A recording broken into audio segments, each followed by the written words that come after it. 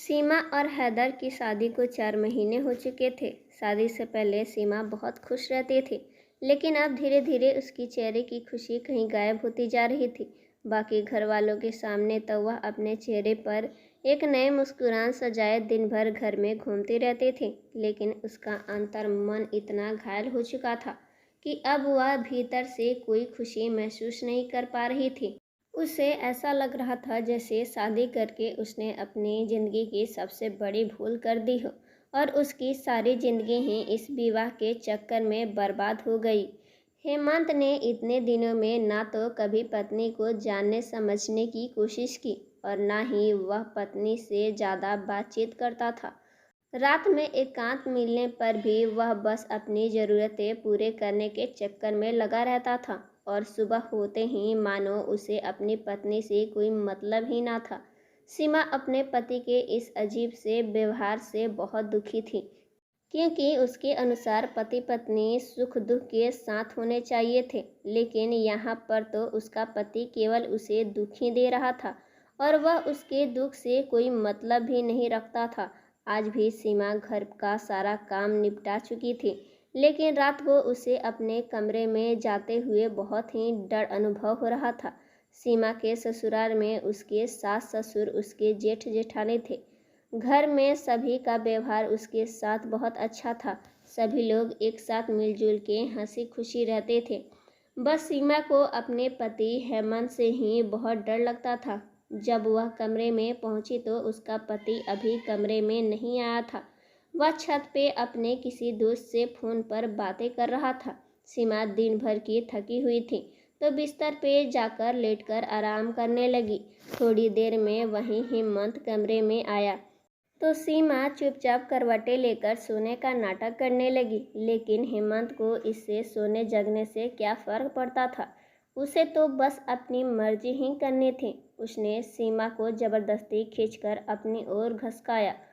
पिछले रात को जो उसने उसे चोट दिया था, वह दर्द भी उसे पीड़ा पहुंचाने लगा। सीमा हल्के आवाज़ में बोली, हेमंत आज रहने दो। लेकिन हेमंत ने उस बात पर ध्यान नहीं दिया। तब सीमा ने फिर दबी आवाज़ में कहा, आज मेरी तबीयत कुछ ठीक नहीं लग रही है। हेमंत ने उसकी बात को नज़रअंदाज करते हुए कहा, तुम्हारा तो रोज़ कहीं कुछ ना कुछ बहाना लगा रहता है। मेरा मूड खराब मत करो। फिर वह अपनी मनमानी करने लगा और सीमा एक बार फिर से दर्द के सहारे में डूब चुकी थी। देर रात तक रोते रोते वह कब सो गई उसे पता ही नहीं चला। अगली सुबह उसकी नींद टूटी तो वह आईने के सामने खड़ा होकर दर्द से तड़प रही थी। सीमा आईने में अपनी दर्द और चेहरे पर दागों के निशान देखकर रो पड़ी। पति चिल्लाकर बोला, अब सुबह सुबह रोने धोने का नाटक लेकर क्या बैठ गई हो? तुम औरतों को तो इतने दर्द झेलने ही पड़ेंगे। अब मैं अपनी पत्नी पर भी अपना हक नहीं जमा सकता क्या? आंखों में आंसू बहने लगे और हेमंत पैर पटकते हुए कमरे से बाहर निकल गया। हर रात की यही कहानी थी और अगली रात भी उसके दर्द को नज़रअंदाज करके उसके पति ने फिर उसके साथ व्यवहार ऐसा ही रखा।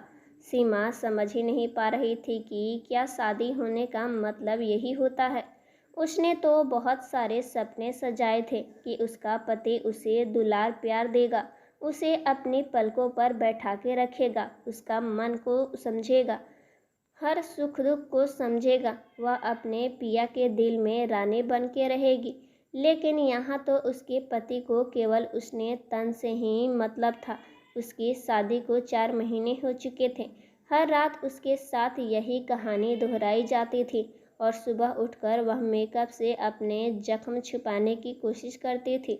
घर में सबको यही लगता था कि अभी वह नई नवेली दुल्हन है, इसलिए वह इतना सारा मेकअप कर रही है। उसकी जेठानी भी उसे चिढ़ाती रहती थी। सास भी मुंह दबाए हंस दिया करती थी, लेकिन किसी को नहीं पता था कि बंद कमरे में उसके साथ क्या होता है। उस समय तो वह भी मुस्कुरा के शर्मा जाया करती थी, लेकिन भीतर ही भीतर दर्द के मारे उसका दिल फटने लगता था। शर्म के मारे वह अपनी तकलीफ़ें किसी को बता भी नहीं पाती थी। एक जख्म भरता नहीं था कि दूसरा जख्म उसे मिल जाता था। हर सुबह उसका बदन दर्द में टूट रहा था और अब तो जैसे उसे दर्द की आदत सी हो गई थी।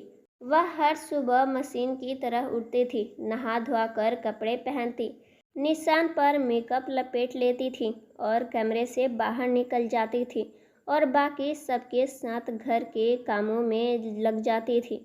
ऐसे ही एक दिन सीमा सुबह जैसे उठी तो उठने में उसे ज़्यादा देर हो गई थी। वह जल्दीबाजी में नहा धोकर उठती और मेकअप ढेर सारा लगाकर रसोई में काम करने के लिए पहुंच गई। उसकी जेठानी उसे छेड़ते हुए बोली, क्या बात है देवरानी जी, लगता है आजकल आपकी नींद कुछ ज़्यादा गहरी होती जा रही है। देवर जी रात को आपको सोने नहीं देते क्या? सीमा के काम करते हुए हाथ एकाएक रुक गई थी और रात के दर्दनाक दृश्य की आंखों के सामने घूमने लगी थी, लेकिन अगले ही पल उसके अपनी आंखों को छुपाते हुए धीरे से मुस्कुरा दिया। तभी उसकी जेठानी रश्मि की नज़र उसकी खुली पीठ पर पड़ी। उसकी पीठ पर दांतों के निशान देखते ही हैरान हो गई थी। उसने झट से सीमा के कंधे पर हाथ रखकर उसका चेहरा अपनी ओर घुमाते हुए कहा, सीमा तुम ठीक तो हो ना? सीमा ने घबराकर अपनी पलकें ऊपर की और सीमा ने कहा, जेठानी जी आप ऐसे सवाल क्यों कर रही हैं? इतने में सीमा के आंखों में पानी आ गई और रश्मि मानो उसके दिल का हाल समझ गई हो। उसने उसकी आंखों में देखते हुए कहा, सीमा तुम्हारे और देवर जी के बीच में सब कुछ ठीक है ना?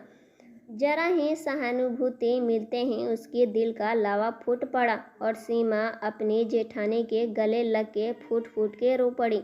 फिर सिसकते हुए उसने सब कुछ बता दिया कि उसका पति रात को उसके साथ कितना गंदा व्यवहार करता है। यह सब जानकर रश्मि को गहरी झटका लगा था, क्योंकि हेमंत बाकी परिवार वालों के सामने बहुत ही सभ्य स्वभाव से रहता था। दुनिया वालों की नज़रों में वह एक आदर्श बेटा, अच्छा देवर, एक सजल आदमी था, लेकिन अपने अर्धांगिनी के साथ बंद कमरे में वह कितना घिनौना व्यवहार करता था।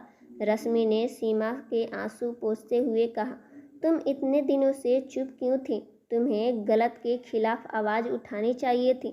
तुम मुझसे बता सकती थी, मम्मी जी से तो बता ही सकती थी, या अपने घर में किसी को बता सकती थी। सीमा नजरें चुराते हुए बोली, दीदी मुझे शर्म आते थे। मुझे लगता था कि पता नहीं लोगों को यह बात पता चलेगी तो वह लोग क्या सोचेंगे। सीमा रश्मि को समझाते हुए बोली, बहुत सी औरतें ऐसे ही शर्म और लिहाज के कारण जिंदगी भर ऐसे ही तकलीफ़ें झेलती रह जाती है, लेकिन औरतें कोई मशीन नहीं होती कि मर्द केवल उसका इस्तेमाल करता रहे। उनमें भी तो कुछ भावनाएं होती हैं, उन्हें भी दर्द होता है। अगर पति को ऐसा लगता है कि पत्नी पर उसका अधिकार है, तो पत्नी का भी ध्यान रखना उसका फर्ज होता है। तुम्हारे पति ने तुम पर अधिकार तो जमा लिया, लेकिन क्या वह तुम्हारे प्रति कोई फर्ज निभा पाया? सीमा ने सर झुका लिया तो रश्मि उसका हाथ पकड़ के उसे सासू माँ के कमरे में लेकर चली गई। सरिता जी उस समय खबर पढ़ रही थीं। रश्मि ने उनके हाथों से अखबार लेकर टेबल पे रख दिए तो सरिता जी बोली, अरे बहू अखबार क्यों छीन ली? तूने देश दुनिया की खबर भी नहीं पढ़ने दी क्या? रश्मि उसके पास बैठते हुए बोली, सासू जी देश दुनिया की खबर बाद में पढ़ लीजिएगा, पहले यह देखिए कि आपके घर में क्या हो रहा है। इतना कहकर उसने सीमा की पीठ पर एक निशान उन्हें दिखा दिया और सारी बातें भी बता दी। सरिता जी अपना सर पकड़ के बैठ गई और कहने लगी, मुझे नहीं पता था कि मेरा बेटा ऐसा है। वह जो भी करता है वो बहुत ही गलत करता है। आने दो तुम्हारे पापा जी को, मैं उन्हें सब कुछ बताती हूँ, फिर हम सब मिलकर उसे समझाएंगे। आज सीमा को शीतलता मिल गई थी कि उसका पूरा परिवार अब उसके साथ है। शाम को जब हेमंत ऑफिस से घर आया तो उसके पिता रमेश जी ने उसे आवाज़ देकर अपने कमरे में बुला लिया। हेमंत पिता के कमरे में पहुंचा तो रश्मि जी ने उसे समझाते हुए कहा, बेटा देखो, पति पत्नी का रिश्ता बहुत ही खूबसूरत होता है, लेकिन जो पति अपने पत्नी को अपनी ज़रूरत पूरा करने का माध्यम समझते हैं, वह अपने जीवन संगिनी के साथ बहुत ही बड़ा गलत करते हैं। पिता की बातें सुनकर हेमंत थोड़ा परेशान हुआ। उसके चेहरे का रंग उड़ गया था, मानो उसकी कोई चोरी पकड़ी गई हो। उसने घबराते हुए कहा, हाँ पापा, मैं बात अच्छी तरह से जानता हूँ, लेकिन आप यह सब मुझे क्यों बता रहे हैं? रमेश जी गंभीर आवाज़ में बोले, देखो बेटा, बहू ने हमें सब कुछ बता दिया है कि तुम बहू के साथ कितना गंदे तरीके से पेश आते हो। वह भी एक जीती जागती इंसान है, वह कोई मशीन नहीं है। उसमें भी भावनाएं होती हैं। तुम्हें अपनी पत्नी का ध्यान रखना चाहिए, ना कि उसे दर्द देना चाहिए। क्या पत्नी को पीड़ा पहुंचाकर ही तुम्हें शादीशुदा जीवन का सुख लेना है? पिता की बात सुनकर हेमंत ने सर झुका लिया। उसे अजीब सी बेचैनी हो रही थी। वह कांपते हुए लफ्ज में बोला, पता नहीं मुझे उस वक्त क्या हो जाता है। मैं एक बार अलग इंसान बन जाता हूँ। मैं फिर उसे तकलीफ नहीं देना चाहता, लेकिन जब वह सुबह उठकर रोती है तो मैं उस पर ही झूठा इल्ज़ाम लगाता हूँ। फिर उसे खुद पर ही गुस्सा आता है। मैं रोज़ मन ही मन में निश्चय करता हूँ कि आगे से उसे दर्द नहीं पहुँचाऊँगा, लेकिन पता नहीं ऐसा क्या हो जाता है। इतना कहते ही हेमंत रोने लगा तो रमेश जी समझ गए कि उसके बेटे को मदद की ज़रूरत है। उन्होंने कहा, बेटा तुम चिंता मत करो, मैं तुम्हें डॉक्टर के पास ले जाऊंगा और सब कुछ ठीक हो जाएगा।